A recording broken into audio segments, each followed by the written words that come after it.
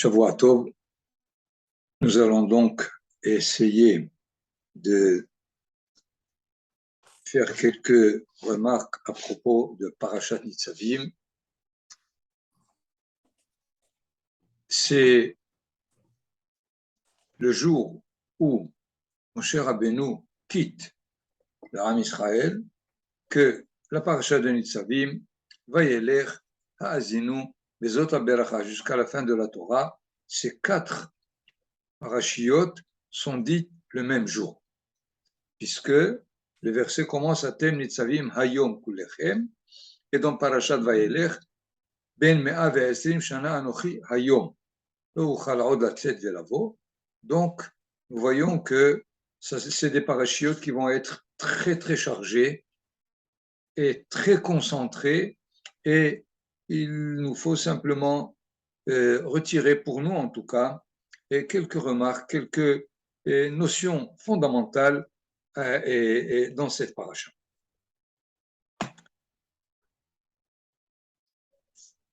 La première section qui commence au chapitre 29, verset 9,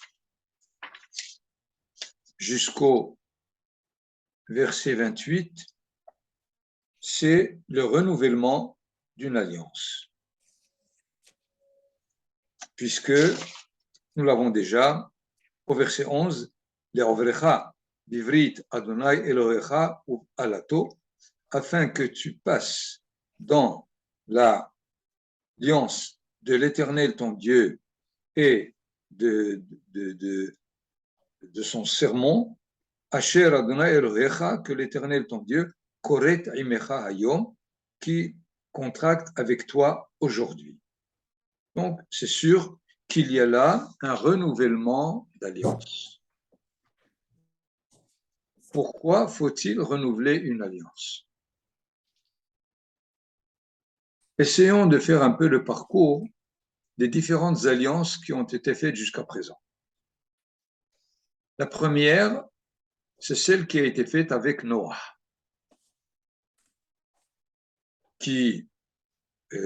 dans laquelle Akadosh Baruch Hu promet de ne plus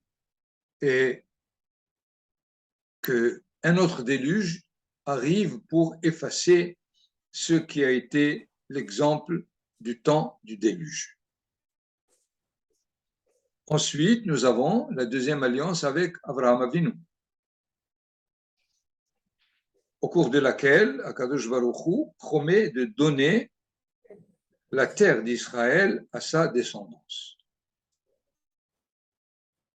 La troisième alliance, c'est celle du jour du don de la Torah, Sinaï, au mont Sinaï. Et voilà, 40 ans plus tard, Moshe Rabbeinu renouvelle encore une alliance. Quel est finalement l'objectif de ces renouvellements? Lorsqu'on essaye de parcourir chacune, on voit qu'il y a à chaque instant un élément qui apparaît, qui s'ajoute, qui est renouvelé. L'alliance avec Noah se fait à sens unique. Noah ne réagit même pas, il ne dit rien, alors qu'Abraham Avinu doit accepter cette alliance avec un signe sur sa chair, qui est finalement la circoncision. Il y a donc un élément nouveau. Dieu lui demande de le faire et il accepte. La troisième alliance au mont Sinaï, c'est de créer un partenaire qui accepte l'alliance. Puisque nous savons que de Rosh Chodesh Sivan, le premier Sivan, jusqu'au 6 Sivan, le chapitre 19 du livre de Shemot est l'aller-retour de Moshe Rabbeinu entre Akadosh Baruch Hu et Israël pour qu'ils donnent leur accord de d'arriver au mont Sinaï et d'écouter finalement la parole divine transmise à Moshe. Et donc, il y a là un nouveau élément qui fait que Akadosh Baruch Hu fait maintenant avec un partenaire qui accepte. Mais maintenant, la quatrième alliance, 40 ans plus tard,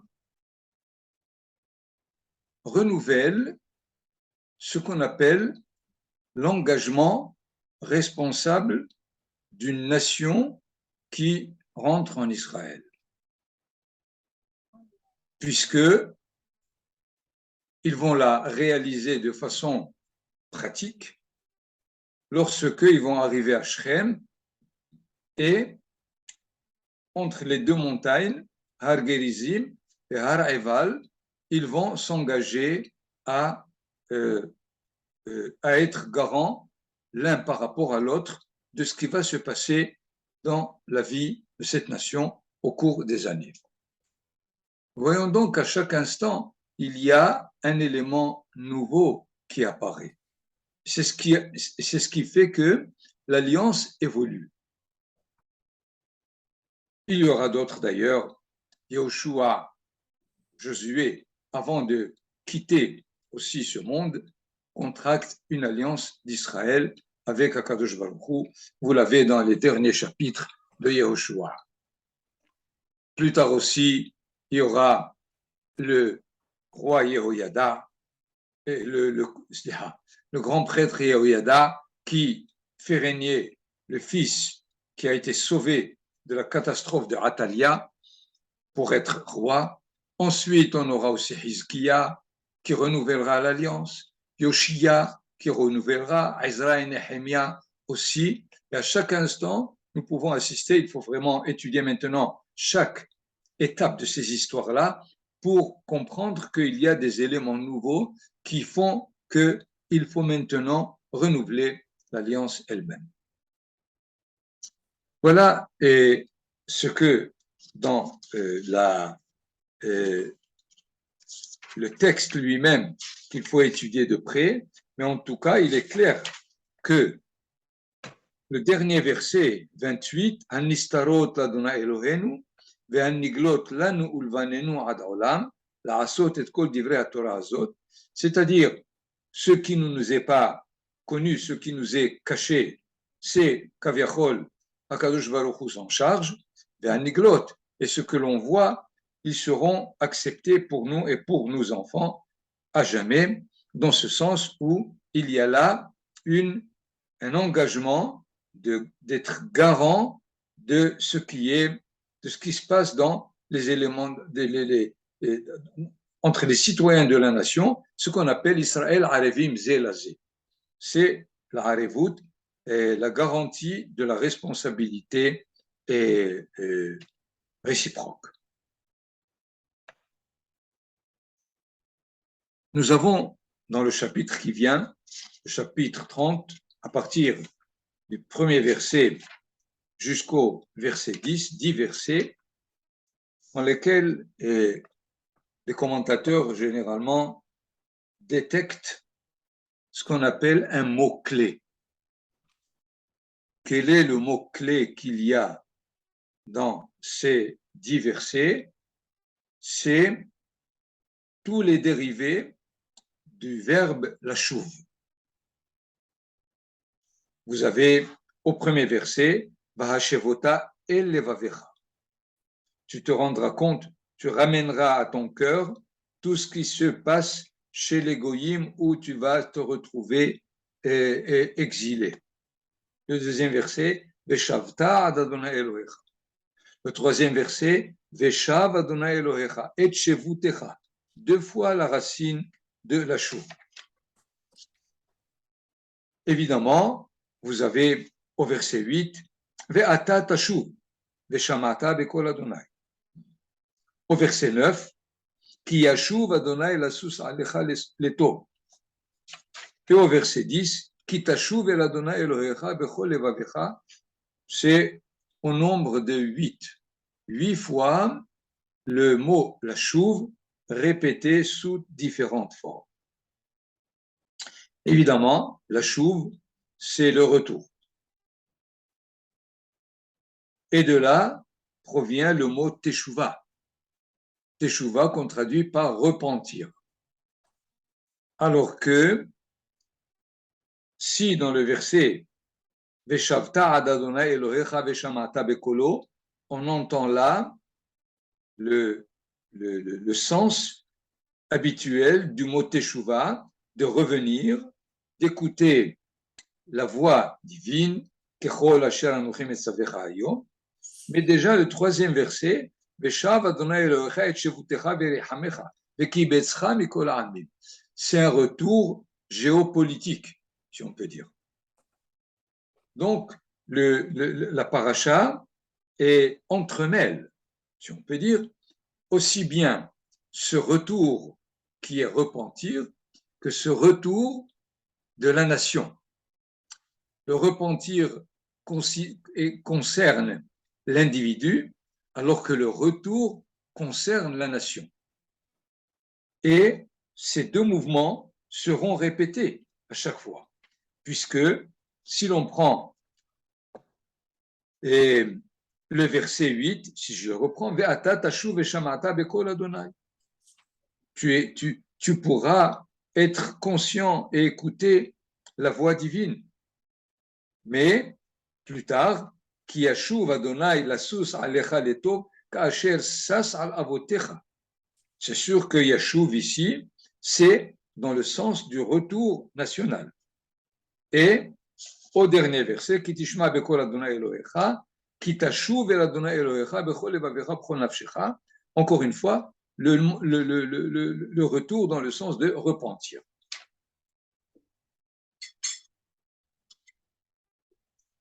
Ces allers-retours, finalement, nous enseignent qu'il n'y a pas un retour national définitif qui précède ou qui suit un repentir définitif.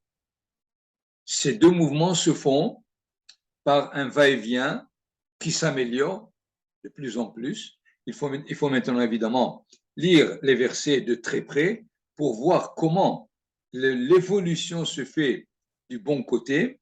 Lorsque je prendrai juste un exemple à partir de ce qu'est le repentir lui-même, au verset 10 et 2, Veshavta ad Adonai Elohecha, tu reviendras ad jusqu'à, comme si c'était limité, alors que le verset 10 dira Ki tashuv el Adonai Elohecha, tu retourneras vers.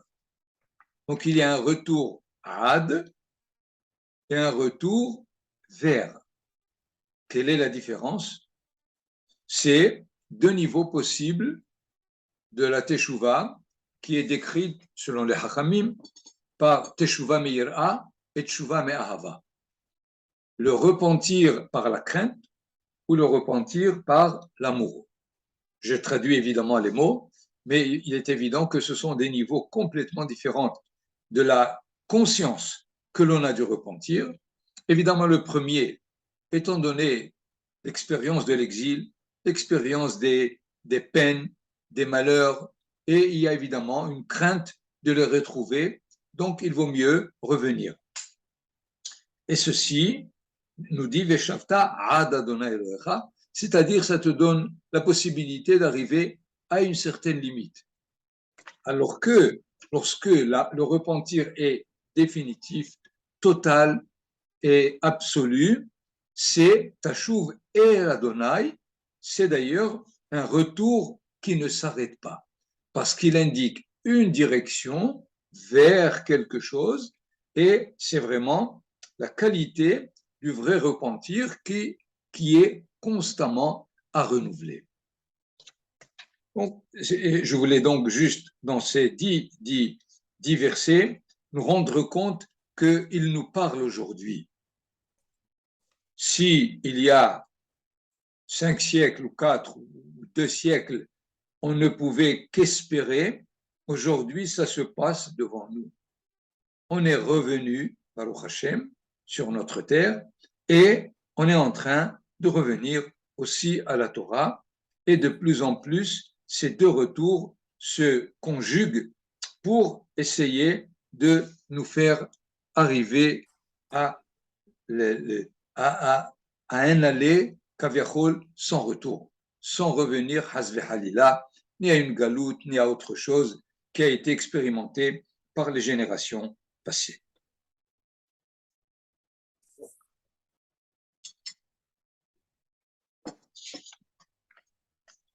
Troisième remarque, c'est pour les versets 11, 12, 13 et 14, dans lesquels la Torah nous dit qu'à mitzvah hazot, asher anochi metzavecha hayom, lo nifleti mimecha velo rechokai. Car cette mitzvah que je t'ordonne aujourd'hui, elle n'est pas étonnante, elle n'est pas éloignée. De quelle mitzvah il s'agit?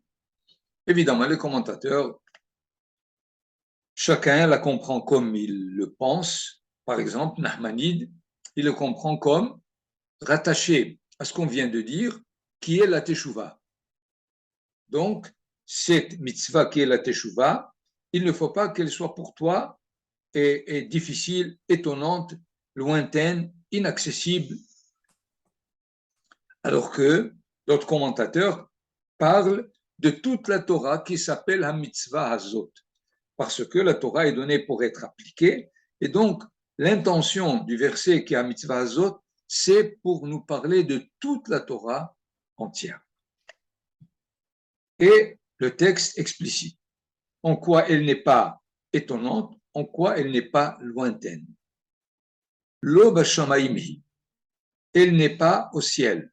Les morts, parce que tu vas dire, Mi alelanu hashamayma, qui va atteindre jusqu'au ciel, veikahehalanu, et qu'il l'apprenne, viashmi'en ota, et qu'il nous l'explique, venaasena, et on l'appliquera. Quel est finalement cet étonnement?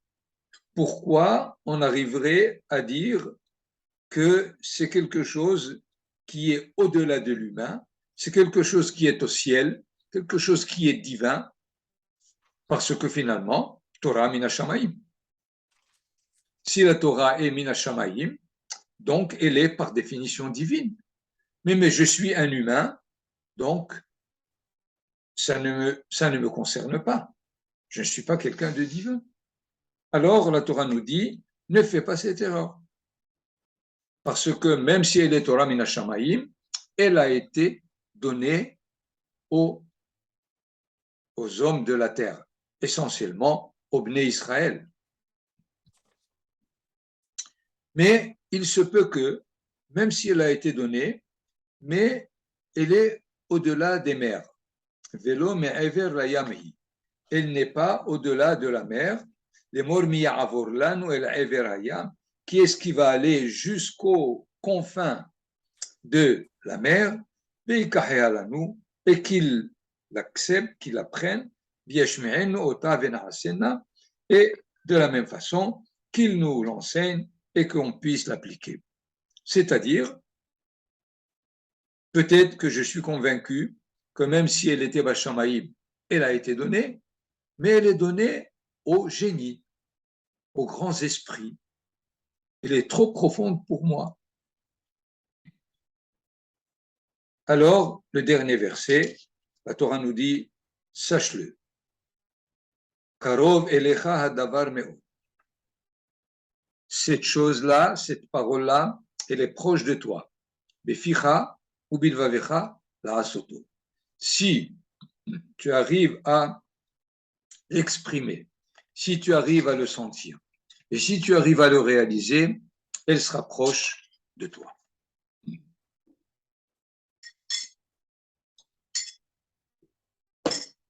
Voilà donc aussi un enseignement de base, étant donné que plusieurs fois, évidemment, ceux qui commencent et ils ouvrent le Talmud, ils se disent inaccessible. Il y a tellement de discussions. Qui est-ce qui peut grouper toutes ces discussions, les comprendre? les maîtriser. Et évidemment, il y a une tendance à immédiatement les distendre. Alors la Torah nous dit, sache-le, quel que soit l'étonnement que tu peux avoir, il est à ta mesure. Il faut simplement faire à ce que, aussi bien ta bouche, ton cœur, c'est-à-dire ta vie et tes actions correspondent en même temps et tu pourras certainement y accéder.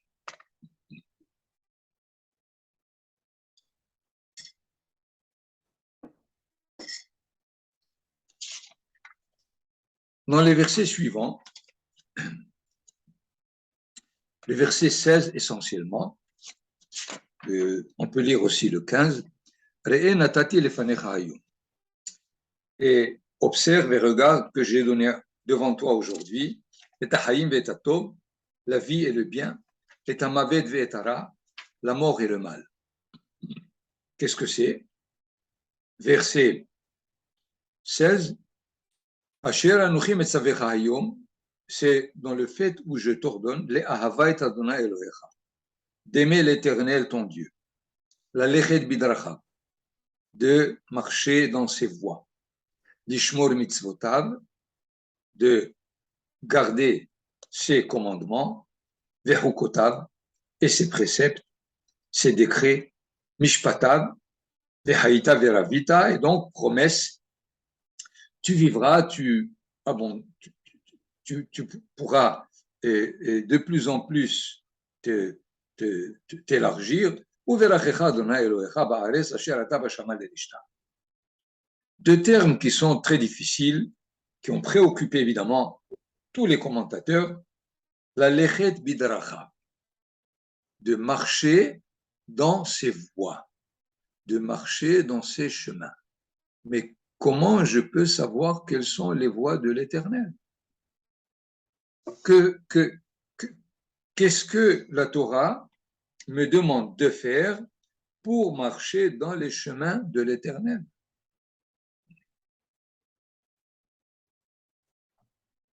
Plusieurs interprétations ont été données à ce propos. Je voudrais juste me restreindre à la définition de Maïmonide, qui constitue d'ailleurs pas seulement une sorte de conseil, une sorte d'idée, mais une mitzvah ta'aseh. De marcher dans les voies de l'Éternel, c'est la voie, si vous voulez traduire, médiane, celle du milieu. C'est-à-dire que nous savons qu'il y a différentes conduites extrémistes. Si l'on prend par exemple la générosité et l'avarice, si on prend la cruauté et la pitié, et ainsi de suite, les différentes vertus ou qualités, ce qu'on appelle les défauts aussi, sont généralement dans l'extrémité. Il nous apparaît toujours évident que c'est sûr qu'il faut être miséricordieux et pas cruel. Il faut être quelqu'un qui est naïf, généreux et pas avare. La Torah veut nous dire il s'agit de savoir comment est-ce que toutes ces vertus peuvent être vécues de façon jumelée. Puisque, jumelée, c'est-à-dire, il y a des fois où il faut être cruel. Dans la guerre, on est obligé d'être cruel. Il n'y a rien à faire. La modestie, c'est bien, mais l'orgueil, la fierté, la dignité d'être quelqu'un qui appartient au peuple d'Israël exige une sorte de fierté. Alors, est-ce qu'elle est négative? Non. Puisque nous savons que Akadosh Baruch Hu lui-même, à travers ses attributs, il est aussi bien Bevadai, Hanoun, Rahoum, Erech Apayim, tous ces termes qui sont du côté des vertus positives, mais il est aussi Elkana, c'est-à-dire il est traduit par jaloux, il est Nokem, il garde rancune. Comment ça se fait? Et c'est dans ce sens où la Torah nous demande d'être capable, ce qui est vraiment très très difficile. Et dans ce sens, c'est une mitzvah qui n'est pas du tout facile, de savoir comment utiliser à chaque fois la vertu qui est nécessaire, puisque c'est ça les voies de Hakadosh Baruch. La lechet bidracha. C'est essentiellement ce qu'on appelle l'unité des dimensions. Ihud Amidot. Le Rav Kook, Alav Shalom, dans un livre de morale, conclut il n'y a pas de qualité et il n'y a pas de défaut. Il y a des conduites qui font que ma conduite au niveau d'une qualité peut être une qualité, peut être un défaut. Et au niveau d'un défaut, peut être une qualité et être un défaut. C'est-à-dire, la façon dans laquelle je la vis, c'est ce qui fait d'elle une qualité et un défaut. Vous savez, par exemple, comme ils me disent, Hamerahem ala achzarim, celui qui a pitié des cruels, sofo leit achzer ala rahmanim. Il risque à la fin d'être cruel envers ceux qui sont d'Afka. On donne comme exemple, dans l'histoire d'Israël, Shaoul. Shaoul, il a eu quelque part pitié de Amalek. Il a laissé le roi de Amalek vivant, Agag. Qu'est-ce que ça lui a procuré plus tard? De mettre à mort le grand prêtre et 80 Kohanim. Parce que il paraît qu'ils ont donné à David Ameler une arme lorsque David Ameler était poursuivi par Shaoul, et donc ils encourageaient David Ameler contre Shaoul. David n'était pas encore roi, évidemment, mais il y a là donc combien il est difficile de se servir des différentes conduites qui font que elles sont dans les voies divines.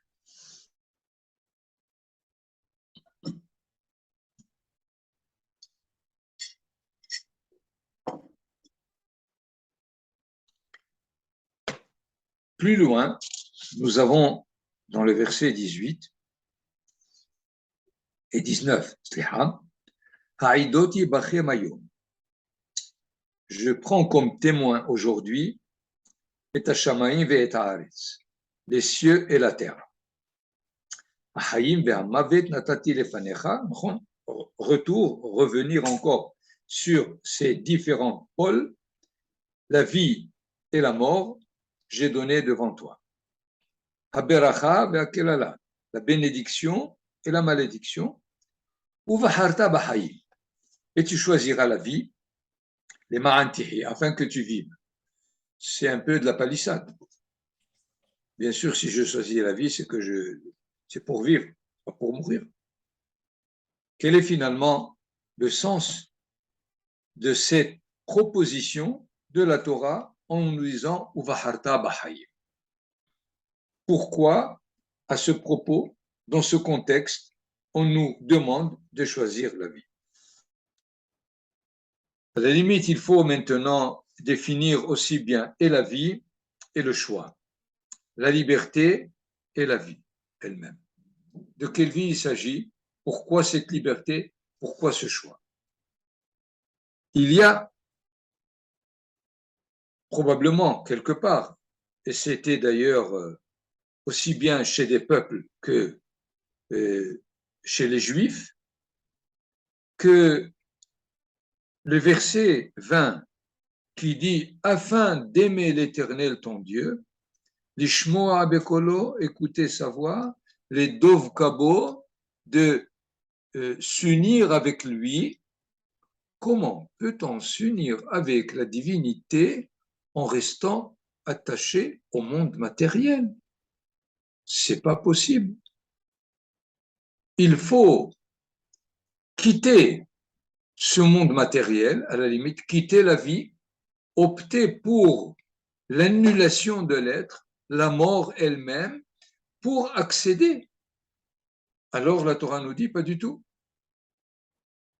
La Torah te demande d'accéder à la Torah, à l'amour divin, alors que tu es attaché à la vie matérielle.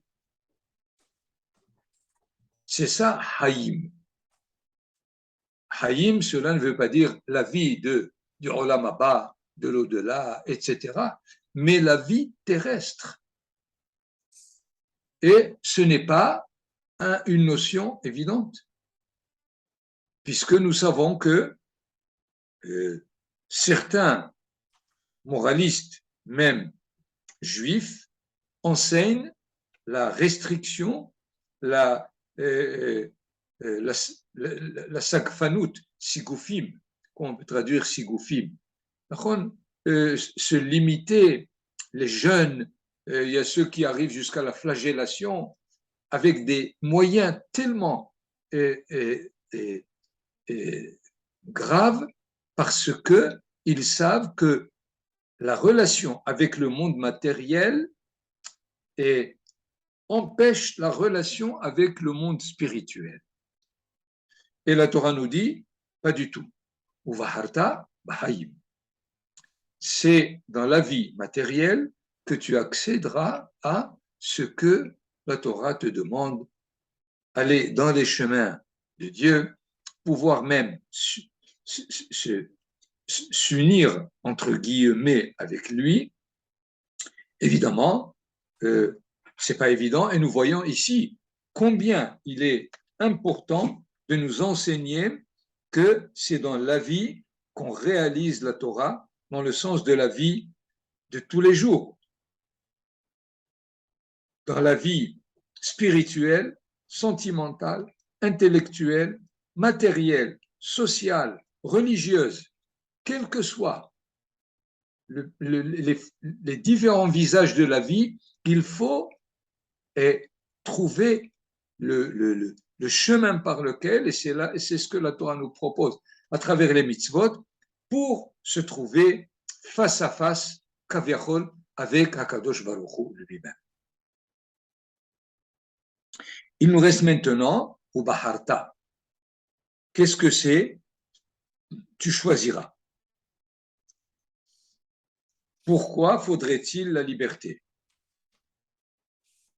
Quel est le sens profond de cette valeur de la liberté que Hakadosh Baruch Hu a donnée à l'homme? La réponse est très simple. Afin qu'il soit responsable de ce qu'il fait.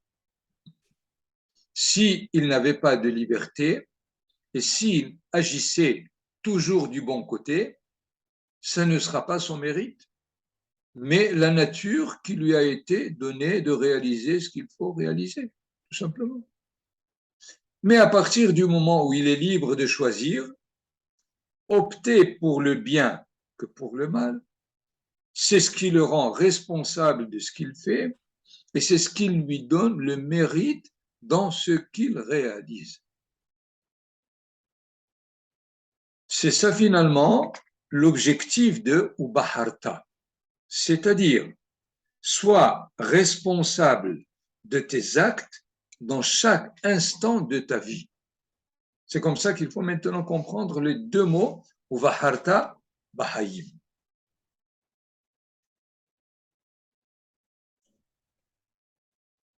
C'est des notions qui aujourd'hui ne sont pas évidentes. Pourquoi?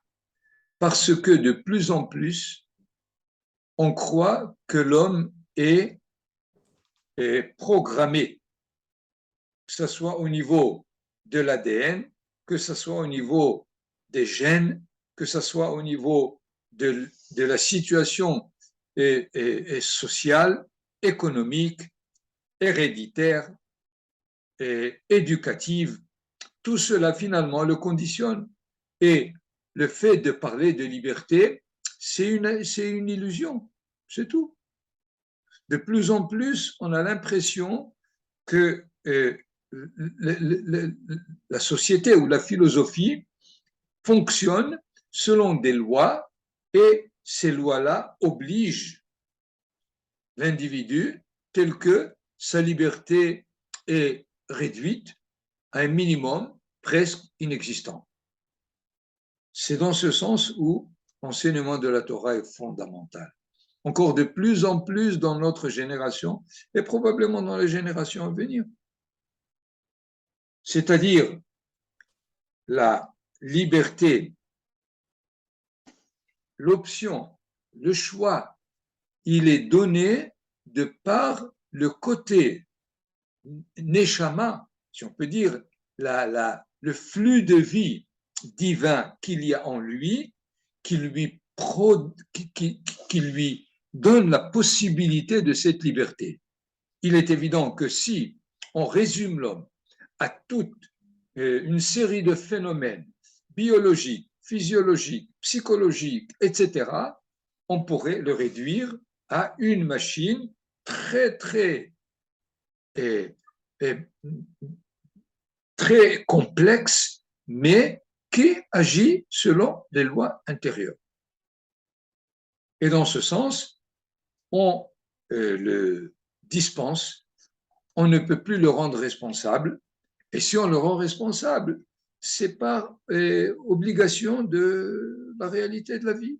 Parce que s'il n'est plus responsable, il n'est plus quelqu'un qu'on peut juger dans le cas où il agit contre la société ou l'autre. Et donc, la responsabilité devient une convention, non une valeur fondamentale. Dans ce sens, et les Hachamim, je traduis ce qu'ils ont dit, l'échec d'un homme responsable prévaut la réussite gratuite.